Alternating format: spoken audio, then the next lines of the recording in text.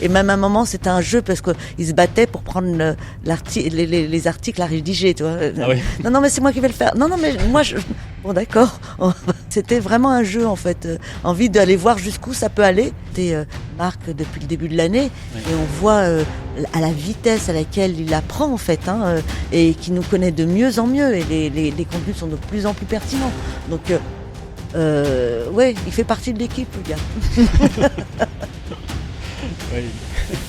Oui, il est membre à part entière de... Ouais, clairement, oui. Ouais, c'est Marc. Comme je te dis, on a doublé en 6 mois avec la même équipe, en fait. Ouais. On a doublé ce qu'on a fait en 1 an avec la même équipe. Ok.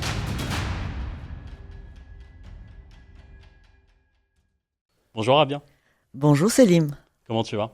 Je vais très bien, je vous remercie. Et toi? Ça va, super, merci. Cool. Écoute, l'idée c'est de prendre ton retour d'expérience sur l'intégration de Marc AI sur tes process. Est-ce que tu peux commencer par te présenter et présenter Talentia? Ok, alors Talentia, c'est un éditeur de solutions de gestion finance et RH destiné aux ETI. On est présent en France et également en Europe du Sud.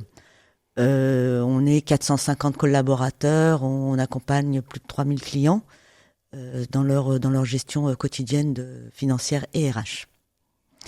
Et je suis Rabia Haider, responsable du marketing opérationnel pour la France et pour la BU CPM.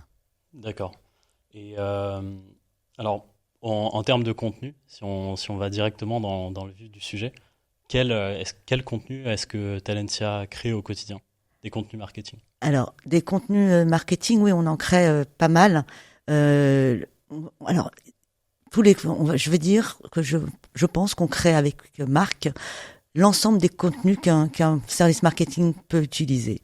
Okay. On va de l'email tout simple jusqu'à la réalisation de livres blancs, de success stories, en passant même par des comptes rendus de réunions. L'ensemble on peut se faire aussi des scripts pour une vidéo, un podcast, des choses comme ça. On crée vraiment beaucoup de types de formats de contenu avec Marc. Et est-ce que tu peux nous décrire le processus de création? Quand est-ce que vous avez un contenu à créer?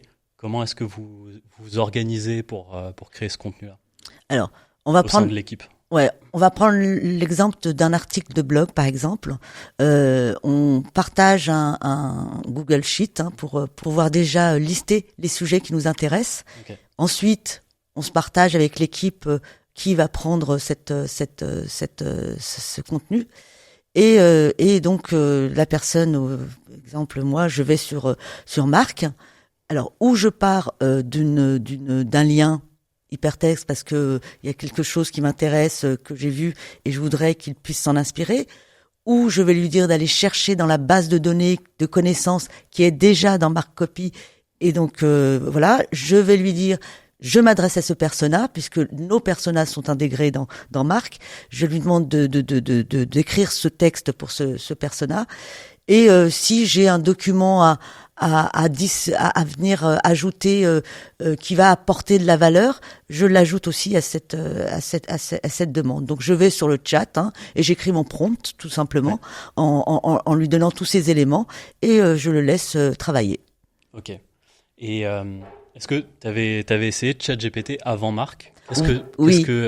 Qu'est-ce que tu pourrais nous dire des différences entre ChatGPT et Marc? Ouais, j'avais dès que ça fait déjà, je pense que depuis quelques années déjà, 2-3 ans que j'utilise ChatGPT, ça n'a rien à voir en fait.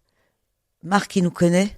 Ouais. Marc sait qui on est, connaît nos solutions, connaît nos personas, connaît notre ton de communication, puisqu'on a inséré dans Marc l'ensemble de nos éléments, l'ensemble de nos contenus qu'on avait déjà créés au préalable. Donc, il nous connaît bien, donc il répond d'une façon complètement pertinente, puisque voilà, quand on parle de nos solutions, il sait jusqu'où on va, comment on en parle, à qui on s'adresse, tout simplement. Et alors, avant d'intégrer Marc, comment est-ce que ça te prenait combien de temps de créer un contenu? Toi, est-ce que c'était long? Est-ce qu'il y avait des... C'était long. Voilà. Ouais, oui, ça n'a rien à voir. J'ai envie de te dire, c'est parce que je vais prendre un exemple, par exemple, d'un livre blanc. Ouais. J'avais besoin, de minimum 4 semaines pour écrire un livre blanc, vraiment. Et sans parler d'une interview si j'avais un client, un expert, etc., qui intervenait sur ce livre blanc. Donc, au moins 4 semaines de rédaction pure, ok, pure. Maintenant, voilà, on va se faire ça en, allez, 1 heure, 2 heures avec la relecture, la reformulation, etc., qui est vraiment minime. Et allez, en 2 heures, le travail est fait. Le livre blanc, que ce soit dans le fond ou dans la forme, il est complètement OK, prêt à être diffusé. Donc, tu as réduit vraiment de 4 semaines à 2 heures le temps de création. Sur l'aspect de livre blanc, ouais. Okay. Ouais. Et si on parle, par exemple, d'un email, on mettait... voilà, on va les mettre 1h30, 2 heures maxi selon la complexité de ce qu'on voulait mettre dans l'email. Maintenant, c'est 5 minutes, quoi. C'est vraiment, voilà, il y a pas photo sur le sujet en termes de temps. Tout ce temps-là que tu gagnes, comment est-ce que tu l'utilises? Est-ce que tu crées plus de contenu avec ton équipe? Qu'est-ce que tu fais de ce temps-là en plus? Alors, oui, on crée beaucoup plus de contenu puisque déjà, en article, on crée 1-2 articles de blog par mois. Ouais. Aujourd'hui, on en crée pratiquement 1 par jour. Ok. Donc déjà, voilà. Et puis, le temps que moi, je peux récupérer de ça, c'est tout mon autre travail marketing, l'analyse, le lancement d'autres campagnes, de choses comme ça, sur lesquelles je peux passer un peu plus de temps, faire ça un peu plus, d'une façon un peu plus approfondi en fait, hein. Juste le pouvoir de avoir du temps pour se poser, travailler sereinement. Et ça, Marc m'a permis de récupérer ce temps-là pour avoir en fait des tâches à plus haute valeur ajoutée en fait, tout simplement.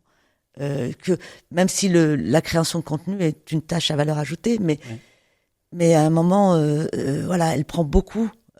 Quand on la faisait traditionnellement, elle prenait beaucoup de temps. Et est-ce que tu as des exemples de tâches chronophages que Marc t'a aidé à automatiser ou des tâches qui vraiment prenaient trop de temps avant?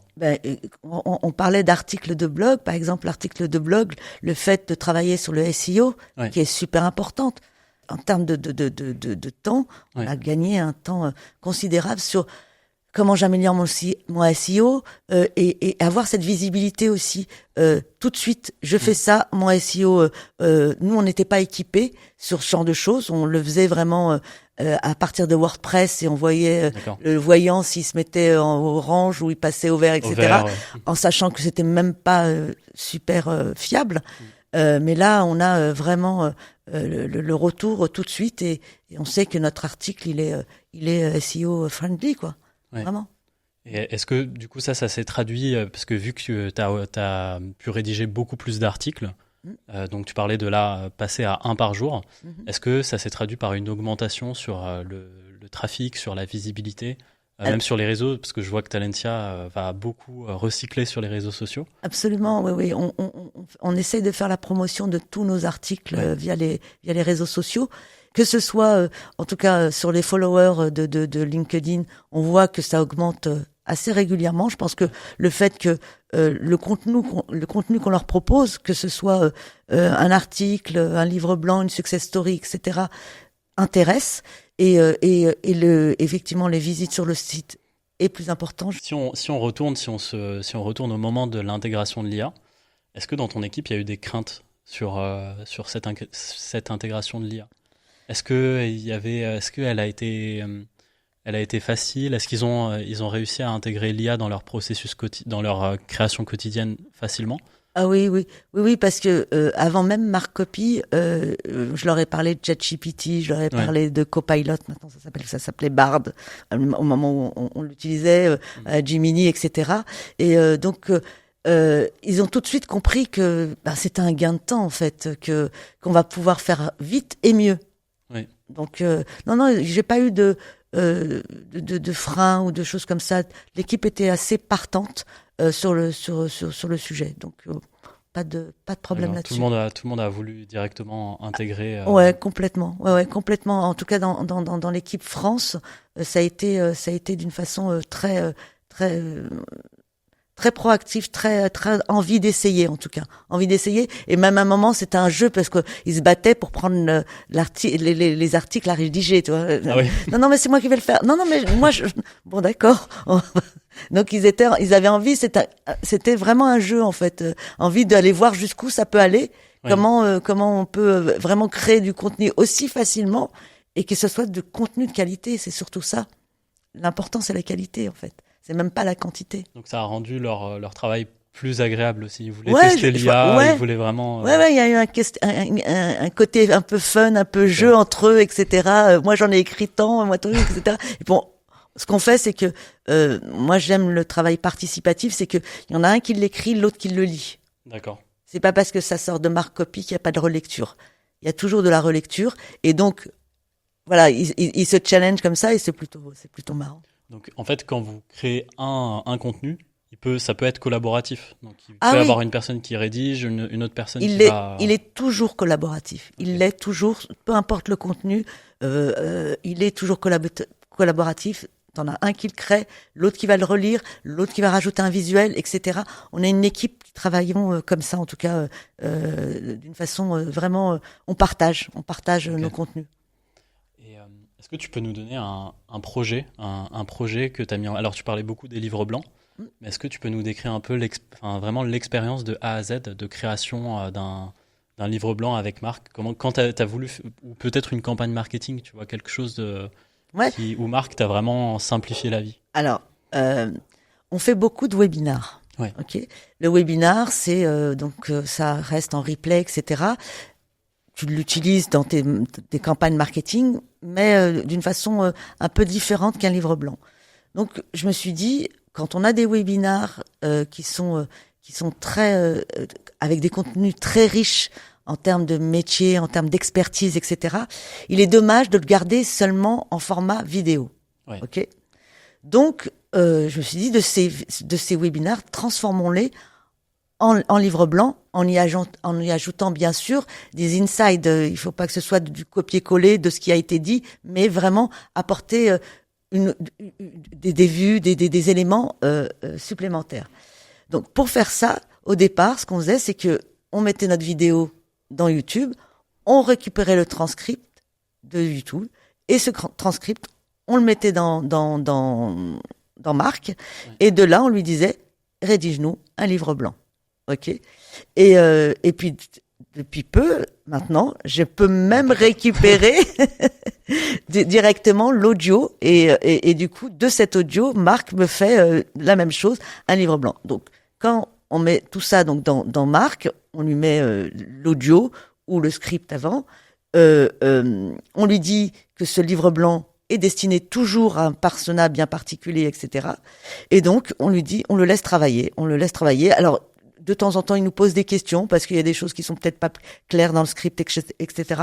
Donc, on lui répond, on lui dit, voilà, c'est plutôt dans cet angle-là que je voudrais que tu le traites, etc. Va chercher aussi des infos chiffrées, des études, des choses comme ça pour pouvoir donner un peu plus d'ampleur à ce livre blanc. Donc, il fait son petit travail, il va chercher, et au final, il nous propose un livre blanc qui est assez bien structuré, et qui est même très bien structuré, et sur lequel, on n'a plus qu'à relire, voir s'il n'y a pas eu de manque ou de choses comme ça, et qu'il est vraiment une valeur par rapport au webinar. Le webinar est juste le départ de ce livre blanc, pour avoir un peu de matière, et ensuite, l'idée, c'est que grâce à Marc Copy, on arrive à lui donner un peu plus d'ampleur, voilà.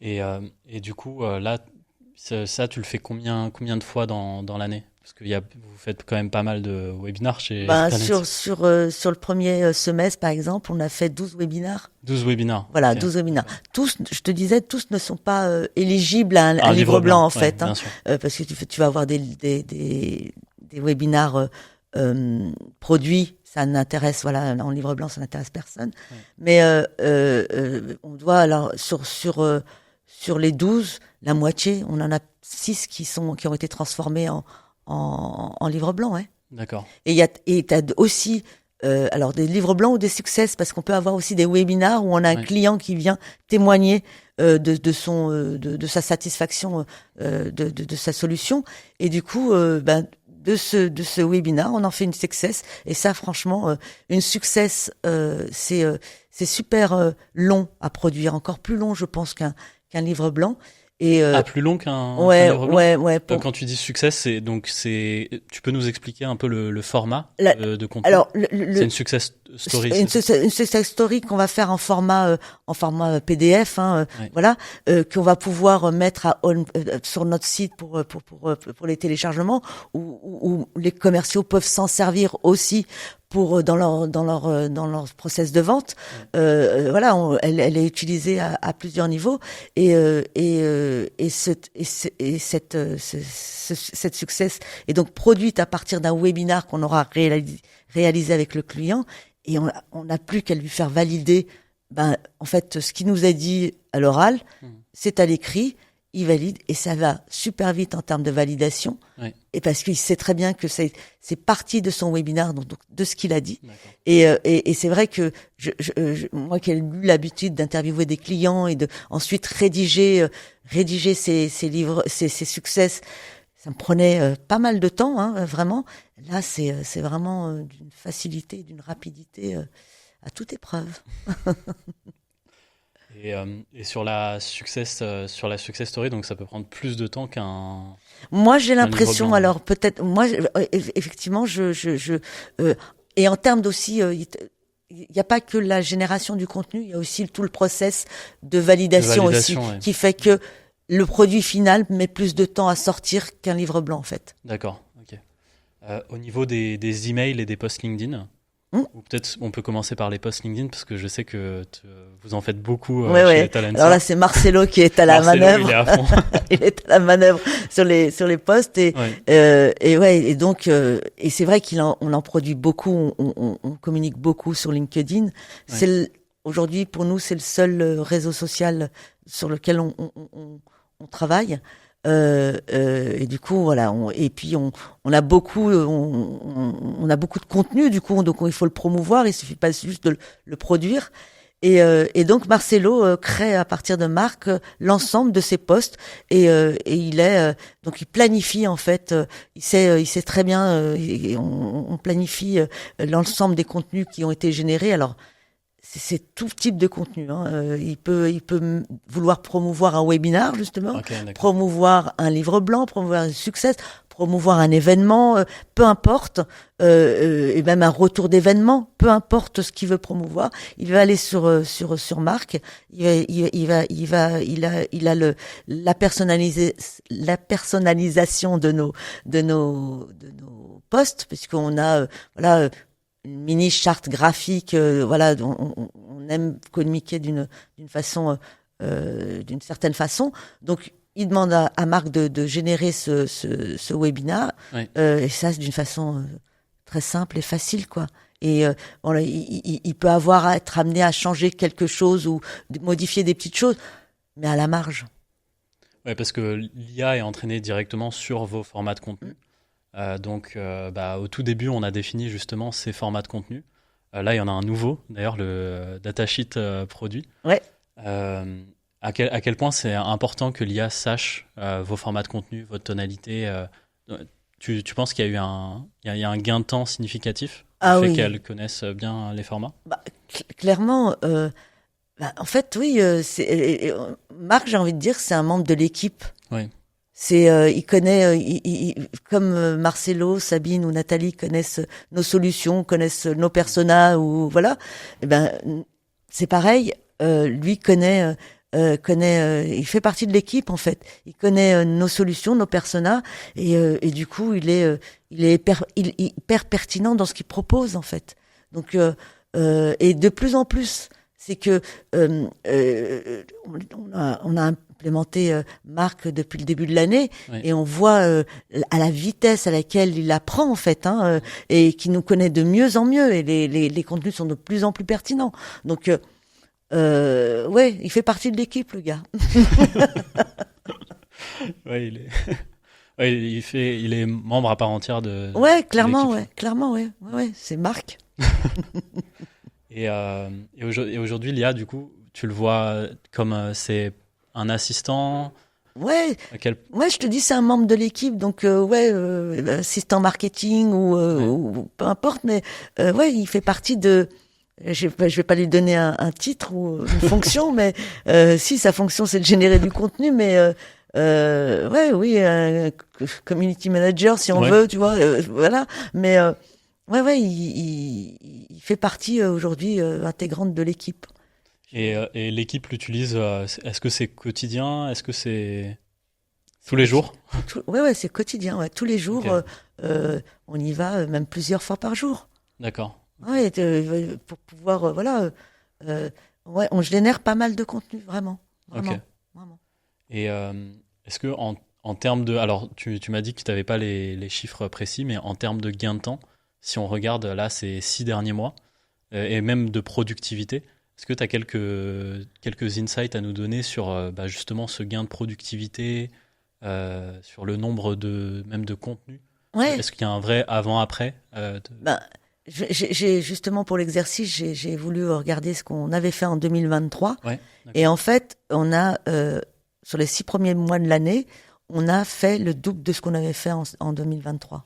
En fait, en termes de production de contenu. Tout contenu confondu, on a fait le double en 6 mois. Donc on fera plus à la fin de l'année. En fait, vous avez doublé le nombre de contenus déjà en 2024 sur ces 6 mois. Sur ces 6 premiers mois de l'année, on a fait 2 fois plus que en 2023. Ok, d'accord. Donc à la fin de 2024, on sera à 4 fois plus de contenu normalement, créé. Ouais, normalement, oui. Ok. Voilà. Impressionnant. Ouais, mais je pense que le fait que l'équipe s'est impliquée aussi, a voulu, et s'est pris au jeu, et ça c'est important. Je pense que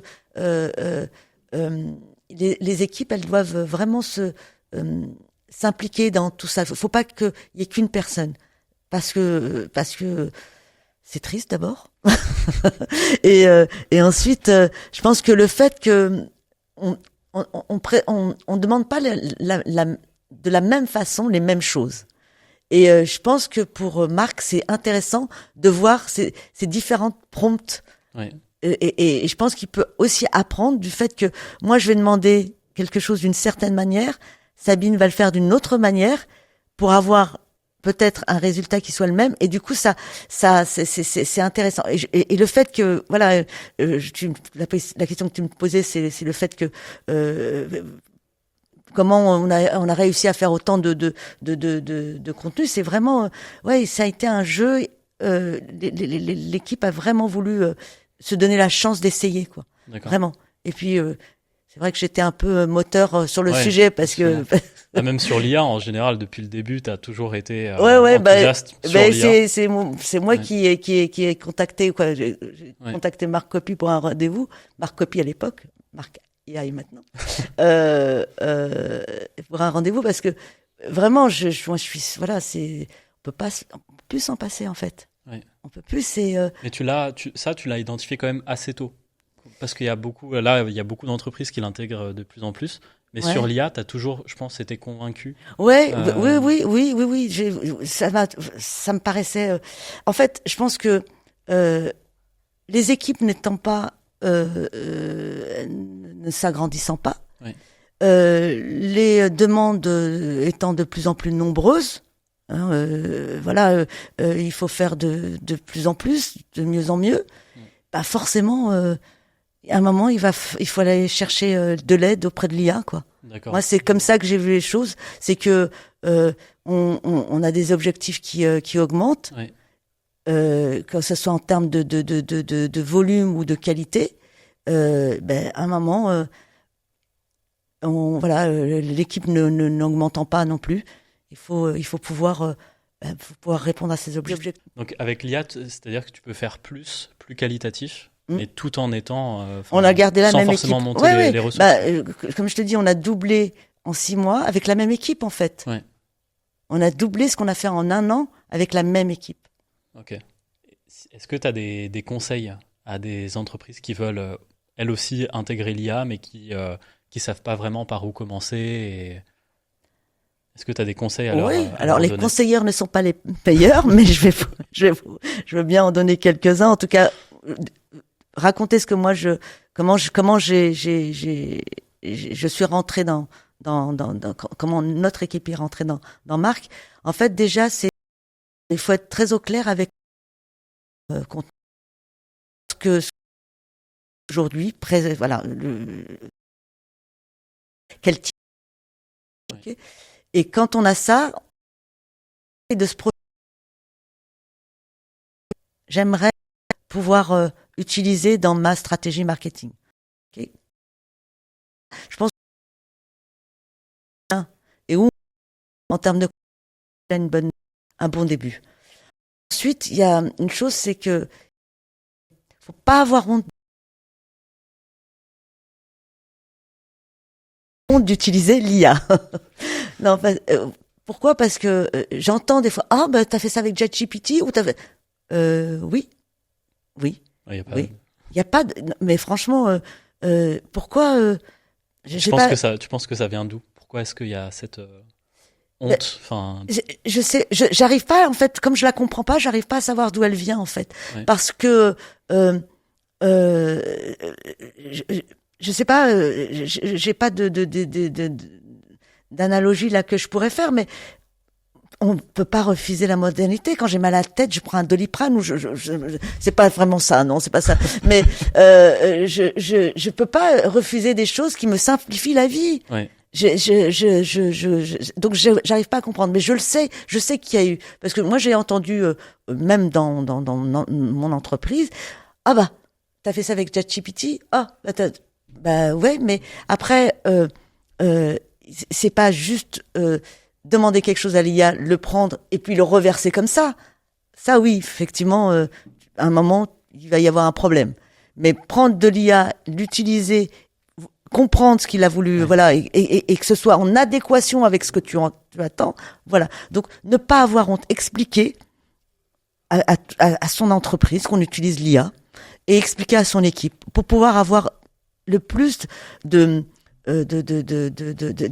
en fait, parce que même si c'est pour faire, aujourd'hui, moi je l'utilise pour faire des contenus marketing, mais ces contenus marketing, ils seront de plus en plus quali si j'y insère des contenus venant du commerce, des services, de l'ensemble de la R&D, de l'ensemble des services de l'entreprise. Donc, si j'ai un conseil à donner, c'est d'impliquer l'ensemble des services dans l'implémentation d'une IA comme marque, parce que plus l'IA sera intelligente des contenus venant des uns et des autres, et plus on sera très très content et très heureux de ce qu'elle va nous desservir.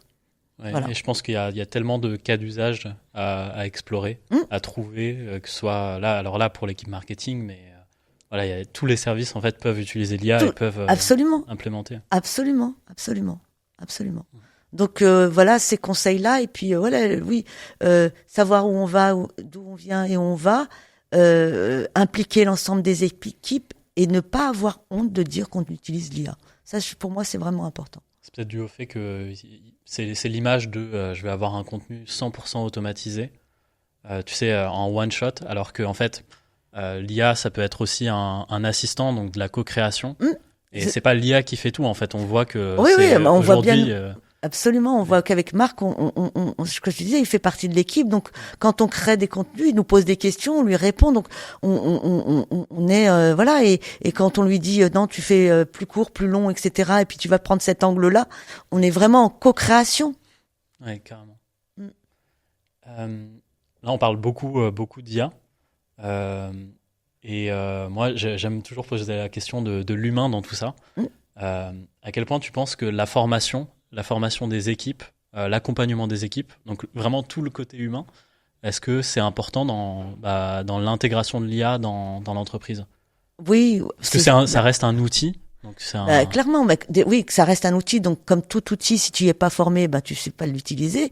Ouais. Donc déjà, et donc oui, de la formation, de l'accompagnement en fait, ouais. De pouvoir, tu sais l'utiliser, mais à un moment, il faut pouvoir échanger avec ceux qui l'ont créé, comme avec toi, nos points qu'on fait régulièrement. C'est bien de pouvoir se dire, ah, tiens, là, j'ai vu un aspect qui me va pas, je voudrais pouvoir approfondir celui-là, etc. Et l'ensemble de l'équipe doit participer à ces points-là, et l'ensemble de l'équipe doit donner son avis. Moi, c'est super important. Tu le sais très bien, on a toujours un Google Sheet où on partage tous nos éléments. Au fur et à mesure où on utilise Marc, on va noter un point qu'on a vu, etc., pour le partager avec toi, le partager avec les autres membres de l'équipe, puisque Marc est utilisé en France, mais aussi utilisé dans les autres pays où est présente Talentia. Et c'est important que chacun puisse, selon son utilisation, je pense en plus que on voit des choses que les autres ne voient pas, et vice-versa. Et moi, ce que je trouve hyper intéressant chez Talentia, c'est que les retours qu'on a en France aident les autres pays. Les retours des autres pays aident la aussi France. La France. Bien sûr. Donc vraiment ce partage des feedbacks de tous les membres, moi j'ai trouvé qu'il était hyper important. On avance du coup beaucoup plus vite. Clairement, ça a rien à voir avec le début de l'année. Marc, il a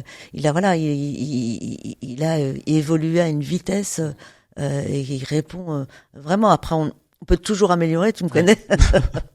Voilà. Qu'est-ce que tu aimerais améliorer ? Est-ce que tu vois des cas d'usage, des choses que... on en avait parlé mardi dernier, donc ça va. Je t'ai donné quelques pistes, là, comme ça, je sais pas.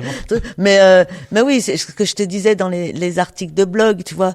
Si on pouvait, donc on a le côté SEO, etc., qui va bien, mais si on pouvait pouvoir y ajouter l'image directement, vraiment, et avoir le lien directement avec WordPress, où tu dis, ok, mon article, il est bien écrit, il a le SEO qui va bien, les images qui vont bien, les balises de ces images qui vont bien, etc. Et hop, je clique sur un bouton, et hop, il est directement dans mon back office de WordPress, et j'ai plus qu'à valider sur WordPress pour pouvoir le publier. Voilà, ça ce serait l'idéal, et ça nous ferait gagner beaucoup de temps, étant donné qu'on en crée de plus en plus, quoi. Oui. Voilà. Et ce qu'on a vu, c'est que rien que cette phase d'intégration de l'article, ça peut prendre énormément de temps. Ça peut prendre beaucoup de temps. Ouais, tout à fait. Merci Rabia pour ce retour d'expérience. Écoute, avec plaisir. Où est-ce que tu vois l'IA aller chez Talentia ? Comment est-ce qu'on peut aller plus loin en termes d'intégration en 2025 ? Où est-ce que tu penses que Talentia, où est-ce qu'on sera en termes d'intégration ? Comme je le disais tout à l'heure, aujourd'hui, seules les équipes marketing utilisent Marc. Et l'idéal, ce serait que les sales, les BDR, des personnes des services, etc., puissent aussi l'utiliser pour se simplifier la vie et aller plus vite dans la production d'un compte rendu après avoir vu un client, pareil que ce soit un commercial ou un consultant. Voilà, cette production de contenu, elle doit venir alléger la charge de travail, en fait, tout simplement. Et on est tous à générer du contenu. Aujourd'hui, nous, c'est marketing, mais le commercial a des contenus à générer, les services, pareil, la R&D. À un moment, on a tous du contenu à générer. Donc, voilà. Donc, tous les services peuvent vraiment utiliser... Pour moi, toute l'entreprise doit pouvoir s'alléger cette charge de génération de contenu avec de l'IA, ouais. Nous, tu vois, en ce moment, on voit beaucoup aussi d'intégration pour des marques employeurs. Ouais. Donc, tu as la marque qui est intégrée à marque, mais il y a aussi la marque employeur avec 2 lignes éditoriales différentes. Oui, complètement. Et beaucoup d'employés advocacy aussi. Clairement. Donc, comme un peu, parce que vous en faites beaucoup, vous postez énormément sur LinkedIn. Tout à fait. Mais effectivement, les services RH, pour pouvoir faire de la communication interne, etc., c'est vraiment... je vois pas de service qui ça n'apporterait rien, en fait. On peut pas gagner quelques heures par jour. Exactement. Carrément. Bon, merci pour ton retour d'expérience. Avec plaisir. J'espère qu'on va aller encore plus loin avec encore plus de cas d'usage. On va y aller. Et on va y aller. On va y aller. Très très vite. C'est plus que de l'espérance, on va y aller. Merci Rabia. Ok, merci Salim. Allez.